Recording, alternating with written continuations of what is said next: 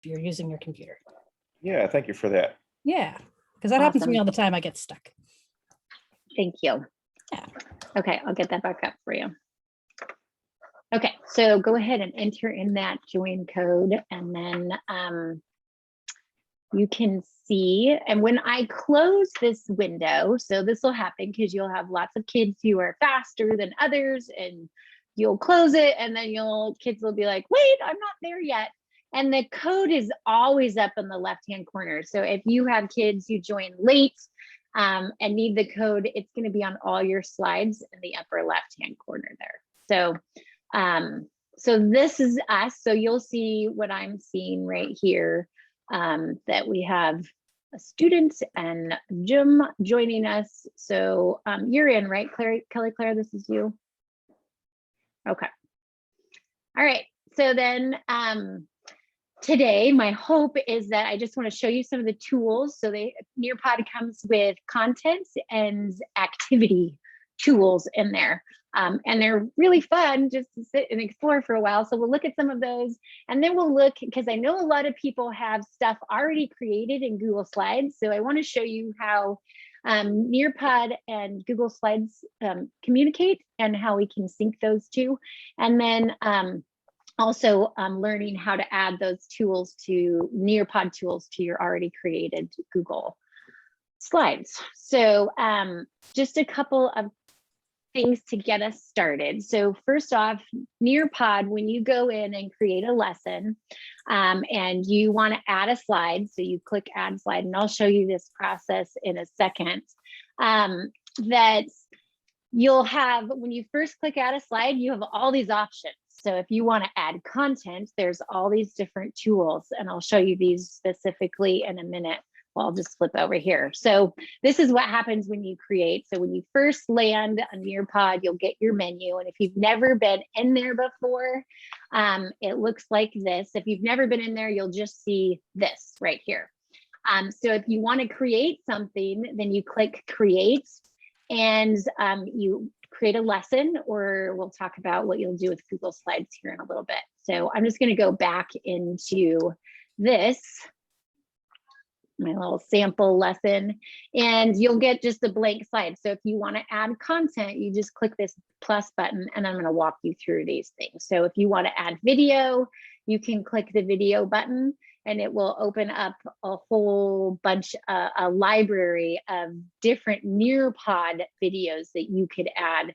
So you can select over here what subject matter you're looking for, what grade level and standards you're looking for, and this will, and then that's the video library there. And then you could go to YouTube and search. You can search your own videos, and if you want to upload a video, you could do that. So those are all options. And then let's see, I want to go back to my lesson. Oh, I think I gotta go back this way. Kicked me all the way out. So that is your video option once you're in there. And then these other options in the content, if you want to just create a basic slide, you can click slide, and it's very basic. So you don't have color options, you don't have font options.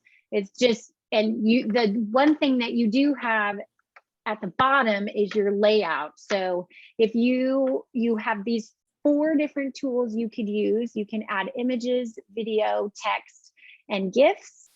You could upload files from your computer. If you want more than one element, so let's say you wanted text and an image, or an image and a GIF, or whatever, then you can change the layout down here in the bottom. So if you want the title plus 2 elements is what they're calling them, or 4 elements, you can change that layout down below there. So sorry, my screen was in the way there. So those are a couple of options with that video option, or excuse me, the slide option. Web content is just me clicking on this, and then you would paste a web, your URL. Are you guys familiar with Flowcabulary? Okay, so vocabulary, you might actually like Jim, because you were saying you teach special ed. This is kind of cool. So it has like all these different little videos about, you know, different curricular connections with, you know, fact and opinion or letter writing, anything like that. So if I were to click on any of these, it will define it with, like, you can preview it right here before you add it. So it basically will have a little video that explains what that tool is. Ooh, I don't think I clicked optimizing. You might not be able to hear this. Can you hear it? Yeah, okay, I didn't optimize for video. Let me do that really quick, because I think there's some other features you're gonna wanna see. So I'm gonna share again.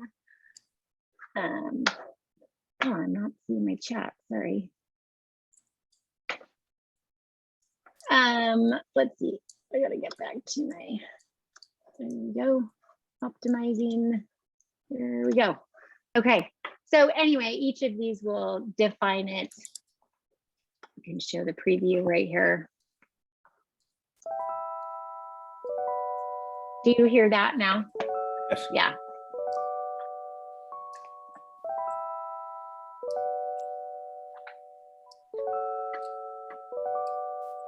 It's a little slow. A fable is a fiction, a story that's imaginary. Recently I read a few at the library. Listen to this one. A long time ago, a crow had a... So you get the idea. It'll define it in some fun lyrical way and have audio and images to go with it. So if you need to add those features, you can as well. There's also, and I would just encourage you to get in here and explore these, because they're fun. Like if you want a 3D image to add to your lesson, when you click on, let's see, what's a fun one? Like the plant cell, when you preview it right here. So this is what it'll look like in there, and students can click on it and manipulate it and yeah, play around with it in whatever way. So that's the 3D images as well. And there's BBC videos. Sway, if you're not familiar with that, that's like a whole, if you're into amphibians, if you're doing a lesson for that, this is having like pictures and definitions. It's like a little mini slideshow within a slideshow, basically. And they come with lessons or tie-ins, like a class activity, I think pair share stuff that you can actually click on and add as well. So very content, like rich options that you get in here. These are virtual field trips that you could, from around the world. If you wanted to add that, you could add your own audio. You can add a slideshow within your slideshow, which we'll actually have you play with in a little bit. And then there's activities as well. So these are the things that are actually interactive. So when actually, I'll show you those really quick. I have a couple of these within this slideshow that you guys will do. But they're the things that are interactive. So this is actually, if you want to gamify your lesson, you can have quizzes and kids compete and they climb a hill for it. Whoever gets up to the top is the winner. You can have them draw to answer or respond to something. A collaborative board is kind of like a bulletin board where they just all post their responses to a question. This is kind of self-explanatory. Matching is the same. You can have quizzes or polls, fill in the blanks. You could insert a Flipgrid thing. So lots of things, to different ways where you can engage kids. So those are both the content and the activities. And this is an example of a poll. So what is your familiarity with using Google and Nearpod together? So you can go ahead and answer that, and I'll show you what it looks like when you're done.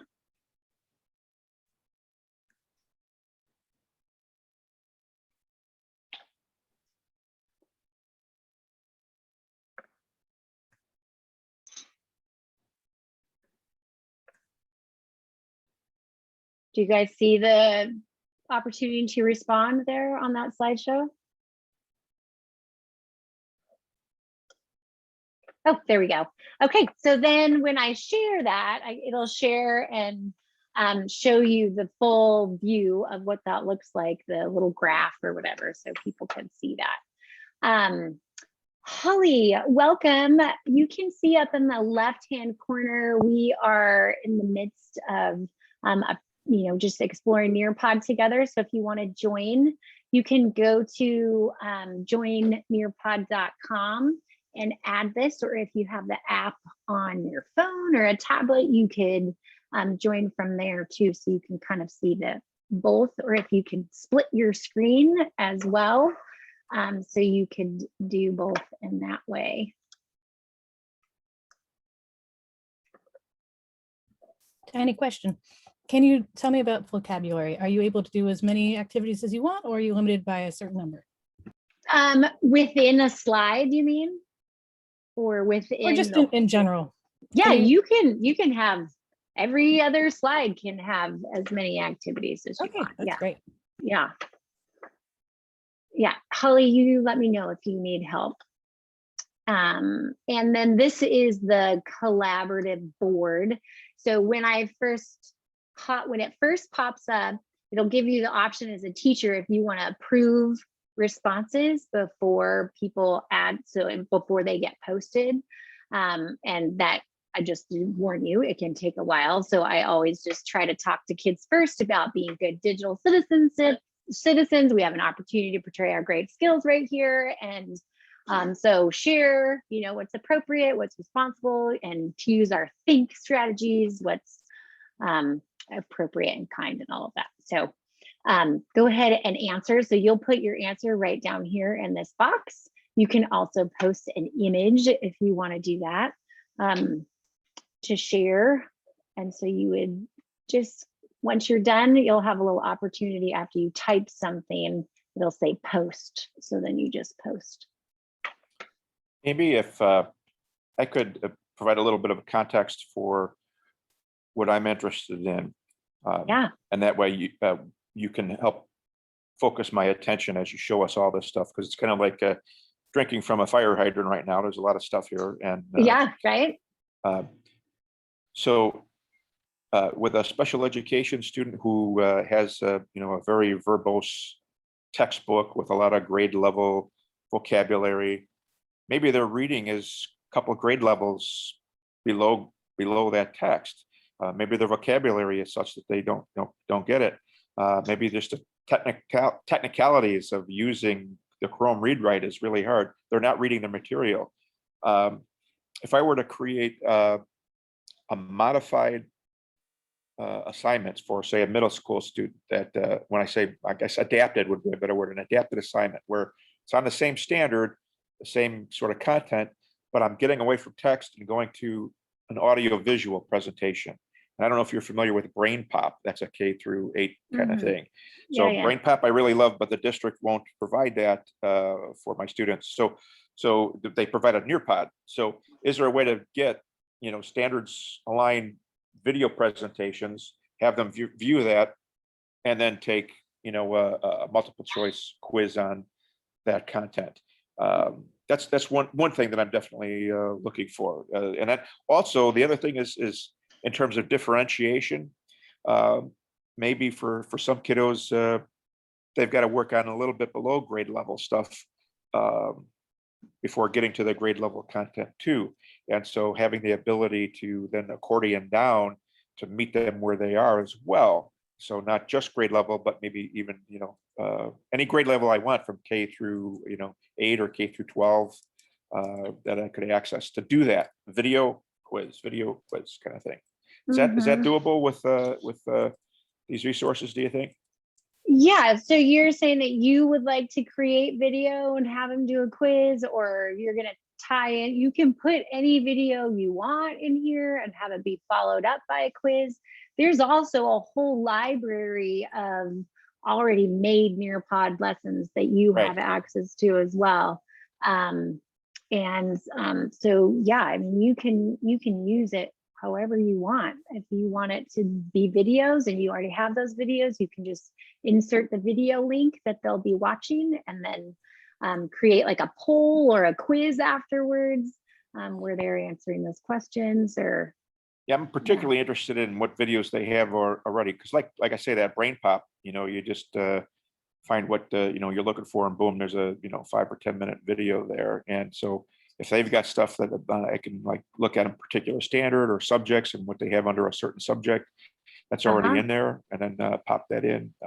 Yeah, so that would be super helpful. As I shared, so when you go to this video section and click on that, over in the left hand side over here, once it loads, this is their video library. So if you wanted to select by our Oregon standards, you just click Oregon, and then whatever, if you're ELA, and then you can select the grade level and what strands you're looking for, and then showing results for that. So none to match that particular strand or result. So you just kind of play with that in that way, but that they do have it specified whether or not they have the videos in that specific area. It looks like they don't have any videos for Oregon ELA, right? Yeah, so maybe it's just you looking at English language arts and a grade level in this particular area. So yeah, you can just scroll down and explore, but I think it would just take your willingness to get in there and explore. And then just from Nearpod, we have a school libraries, we have the district library. So these are things that have been shared within our district. And then there's the Nearpod library as well. That if you already want a finished presentation, that would be in there too. So the district library has anything that anybody in 4J made already? Yes. If they shared it. If they shared it, yeah, which I'm not sure if they have. Oh, yet. if they shared it, okay. Yeah. Yeah. So does that help a little bit? Yeah, I think so. Okay. So just a little bit when we're the technology here, when we're looking at integrating technology, we always want to make sure it's engaging, it has the opportunity for collaboration, it's organized, there's communication and feedback, and Nearpod comes with all of those fun collaboration tools. So Nearpod communicates with a lot of different Google apps. I could overwhelm you with all of that today, but I thought I would just pick the one that I think most people have resources already created in Google Slides that maybe you might want to pull into Nearpod. So I thought I would touch with that. And then if there's a need and people want to know more about Jamboard or how do I use this with Google Docs, we can go into that another time. Amy, I've got another question. Yeah. I see that it integrates with Google Classroom. Yes. However, our district has advised me that I am not allowed to use Google Classroom and Right, that I so must use Canvas. I'll So- show you at the end how to make it go into Canvas, or if you're Perfect. a Seesaw user, you can use it in there too. Yeah. Yeah, so this is another tool. So this is the drawing tool that you could use. So to show your understanding of how you use Google Drive, is it nice and orderly? Is your drive all over the place? You don't have to do this now, but this is just another example if you just want to play around with the drawing tool, what that would look like. And you can look at my screen too to see what the teacher's seeing as you guys submit things.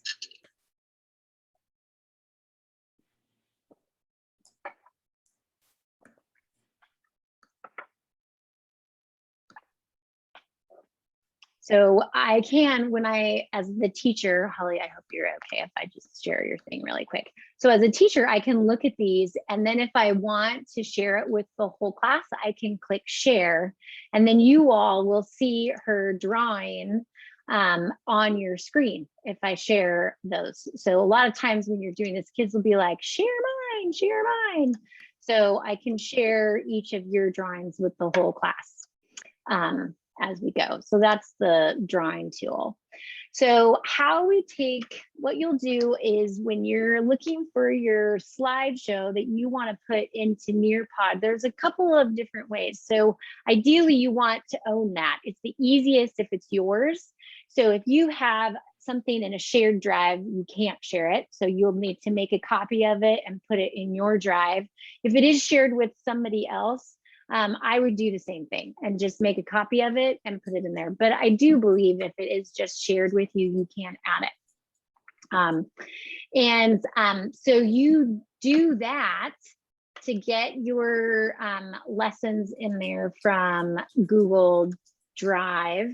When you first create your presentation in your lesson here and you open that up, it'll be right here. So when you click upload files, you would just select drive and then it will show your drive over here, and any slideshow that you have in there, you can search for it in your files and just select the one that you want, and then it would upload that slideshow. So here's my thoughts from what I've explored with Nearpod. I've created lessons because you can also create lessons in Google Slides, and there's a Nearpod add-on, and you can build and add the Nearpod tools in there. However, I found it to be quite clunky, and the only place that you can edit that once you create that slide in Google Slides is in Google Slides. So my advice is if you want all the fun font changes and the colors and all of that is available in Google Slides, create the basics of your slideshow in Google Slides, and then just import that slideshow and then use Nearpod add-ons. So if you wanted to put in a poll, or if you wanted to use a matching tool, any of those other content or activities that they have, then do it once you get in here, rather than, because then you'll be able to edit the whole slideshow in Nearpod. It just becomes a little bit easier. So that's my advice, is to create the basic content that you have in Google Slides and then bring your slideshow in by just clicking right here and adding it. And then those slides will pop in. I can show you really quick what that looks like if you want. It's just a basic slideshow.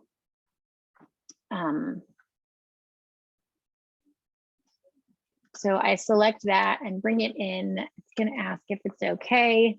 And here you have the choice. Do you want it to be in individual slides or just create it in one slide as a PDF? So I want all the individual slides in there.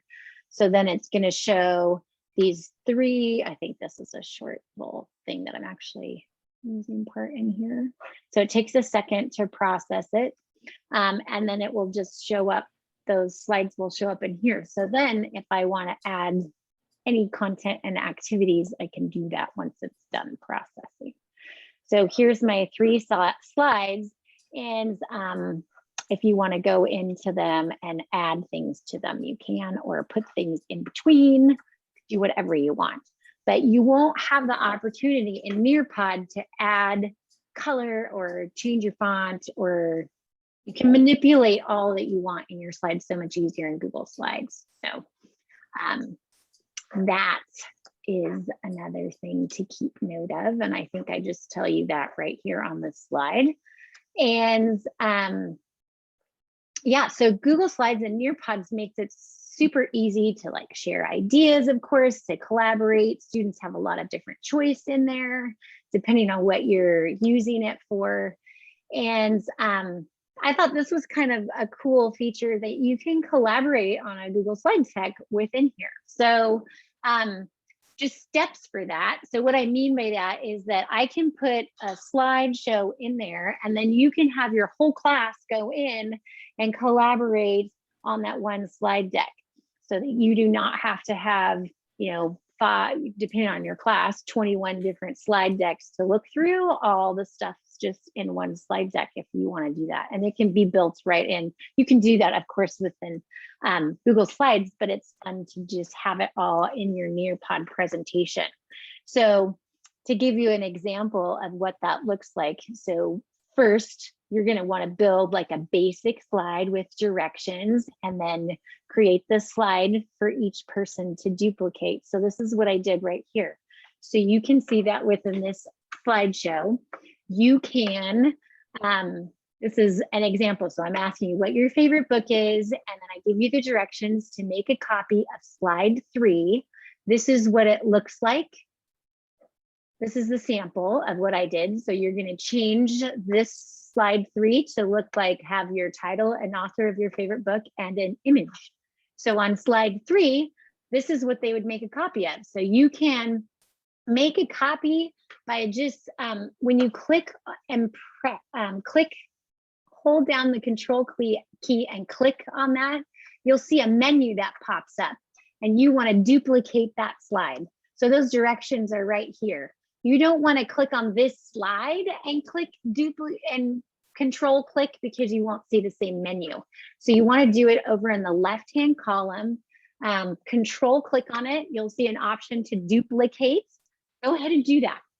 Duplicate the slide and then replace that yellow. This is your slide. So once you've done that, delete that so people know that's your slide and they won't accidentally work on it. So they're only going to work on slides that have the yellow there until they delete it. That's you saying you own it. Put your name at the bottom and then follow the directions right there. So add the title of your favorite book.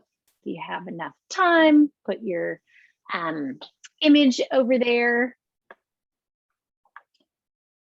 So it's just are you getting the idea of how to control click to duplicate that slide? I'm just seeing one person has done that at the moment. I'm trying to do it on iPad and I'm not really sure how. Oh, right. I was trying to do that yesterday. So I think it might be like if you press and hold on it. Always good to do things on the iPad so that when you're right, because our kids always have to do that as well. Did it work to do a press and hold? No. Oh, yep, it did. I just had to hold longer. Okay.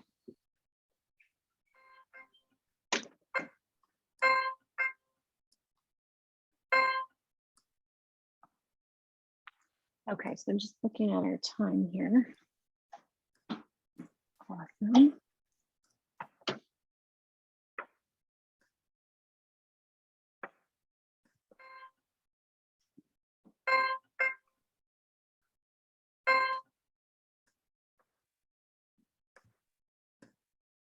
Okay, let me know if you need help or you get stuck on something.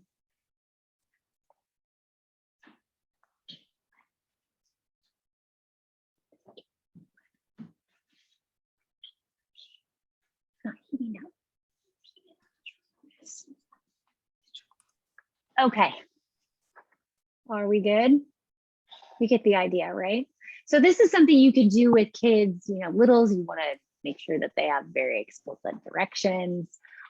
But this makes it so that then when you have a book that is, or, you know, you can create a class book this way, I guess.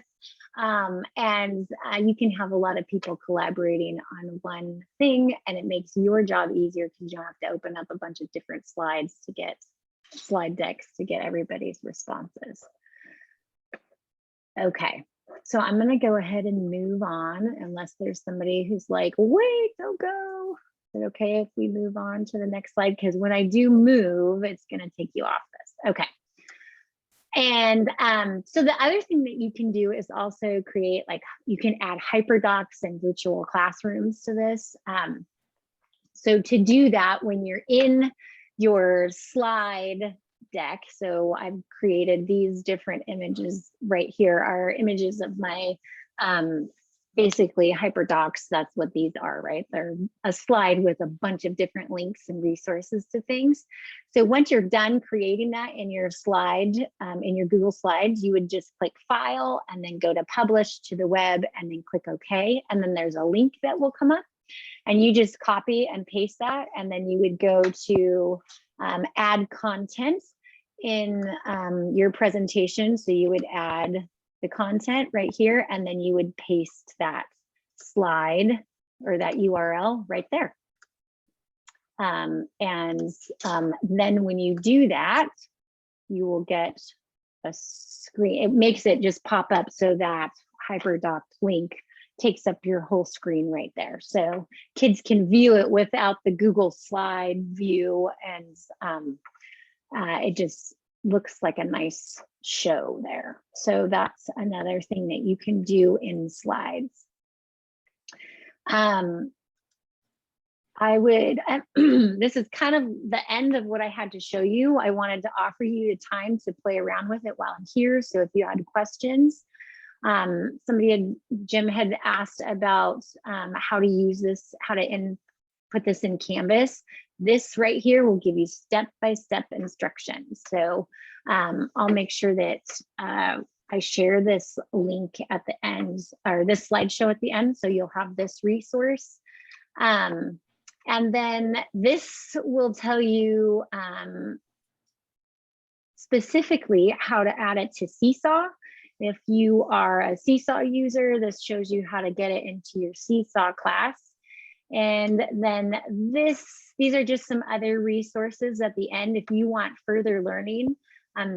Nearpod has webinars happening all the time. So if you want, I want the basics again, they have a webinar, I believe. I looked at their calendar, even tomorrow they have them. So these live webinars are super helpful as well. And then this, if you want more like Google for Education help and interacting with that, I just thought I would throw this slide in there because this Google Apps for Education is always really cool. So but so for now, would you just like to, I mean, you're welcome to leave if you're like, I've got this, but I will put, let's see, I want to make sure that I can share this with you. So if you keep that, let's see, I'm going to get this link right here. So then you can also find this. I think what I'll do too is I'm just trying to think of how I can share the Nearpod presentation with you. I think I need to make it asynchronous link and give it to you that way so you can work through and interact with it on your own. This link right here that I created is live. So I'll email out, and actually I won't even email it out. You all should have got the link. Oh, you're going to see my messy tabs here. But on this, let's see, where did I find that?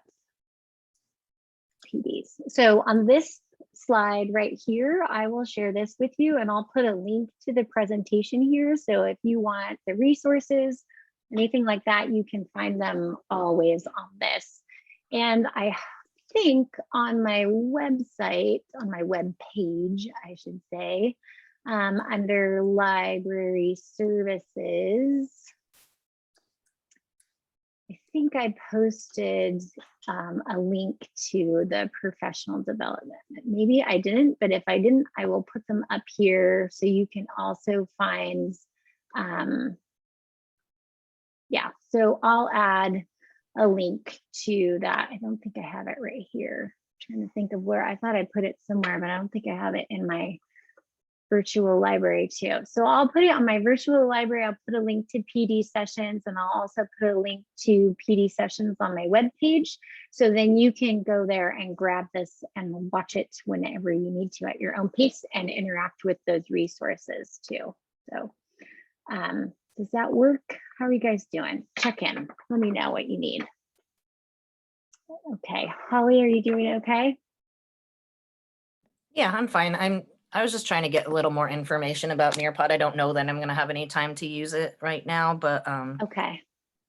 Yeah, it seems like an interesting resource. So thank you. Yeah, it's pretty cool. It's a nice way to engage kids. And I know that since we're doing this, hybrid learning, it's an opportunity for kids to have some flipped learning. So you give them a Nearpod presentation and then bring them back into the class to talk about what they learned in your presentation or anything like that. So Could you show us some Um, of the reporting options? Like what do we see when students interact with it?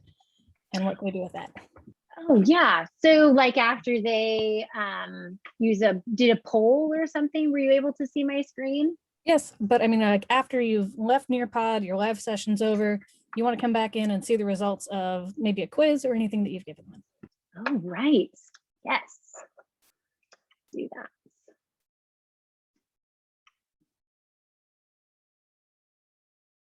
My internet is slow.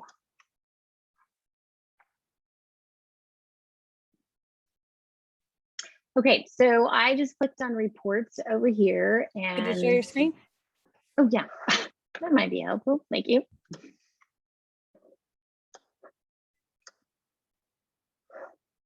So I clicked on reports in the left-hand column, and then I just clicked on the presentation that I just did, and we'll do this one right here. And so this is a summary of the amount of kids who participated. This breaks down all the names, and these are the interactions and activities that I did. So this will tell you what they got, you know, 100%, or here's the amount of participation that you got. So that's your feedback right here. If you want to look at each one individually, you can click on, okay, here's what I did with my poll, and here's the results of it. So it breaks it down pretty specifically for you. And then if you need these results, you can download them or you can share them, which allows you to email them to yourself. Is that what you were looking for? Good, thank you for that. That was good heads up. Yeah, so you can always refer back to that because you'll want to get those if you were doing some, just to direct your teaching when you're done. Yeah, thank you for that. Anything else? Out of curiosity, what was that subplan thing? Oh, I know, right? I was just looking at that. I don't know as though I've looked at that. So you can, gonna give us a little, I don't think I optimized this time. There's no sound yet. Let's change that. So they're giving you a little idea of how to create subplans in 3 steps.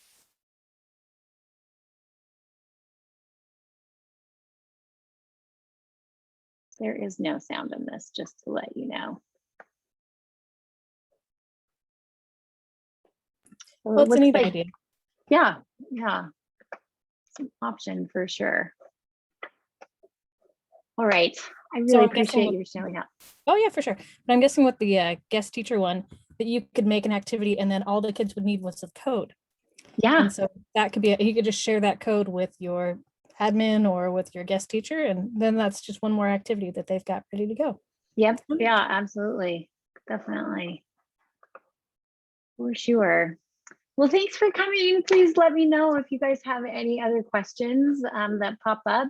And yeah, it's a really cool tool, I think, and it's a great way to get kids help them stay engaged with your lessons. I used it when I was doing OBOB with kids and when I've done some book clubs, and they really like it. And they really like that one option in the activities, that hill climb activity. They think that's like cool.